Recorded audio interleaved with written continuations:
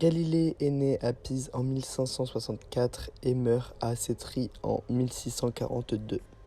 Galilée est un mathématicien, géomètre, physicien et astronome italien du XVIIe siècle. C'est son professeur de dessin qui parvient à le passionner pour les mathématiques, terme sous lequel on regroupait alors plusieurs de nos disciplines actuelles, telles que l'astronomie et la physique. Maintenant, passons aux lunettes astronomiques. Galilée améliore cette lunette simple, inventée par Hans Lippershey, un artisan opticien hollandais, en appliquant des principes élémentaires d'optique et la transforme en lunette astronomique, envisageant d'observer les étoiles invisibles à l'œil nu. La physique aristotelienne, qui faisait autorité à l'époque, distinguait deux mondes. Donc nous retrouvons le monde sublunaire comprenant la Terre et tout ce qui se trouve entre la Terre et la Lune. Dans ce monde, tout est imparfait.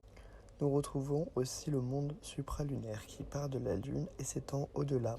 Dans cette zone, il n'existe plus que des formes géométriques parfaites et des mouvements réguliers immuables. Donc maintenant, parlons du procès de Galilée. Le procès de Galilée est l'enquête et la condamnation du savant par l'Inquisition pour avoir dénigré le géocentrisme et soutenu l'héliocentrisme. L'affaire Dreyfus commence en 1610 après la publication du livre de Galilée qui se nomme Sidereus Nuncius. Dans cette publication, il décrit son observation astronomique à l'aide de ses lunettes astronomiques. Il peut confirmer la théorie de l'héliocentrisme de Nicolas Copernic. Maintenant, nous pouvons conclure que Galilée est considéré comme un des fondateurs de la méthode scientifique, comme le fondateur de la physique moderne, grâce à ses nombreuses expériences, et il fut un des piliers dans l'avancement dans l'histoire des sciences.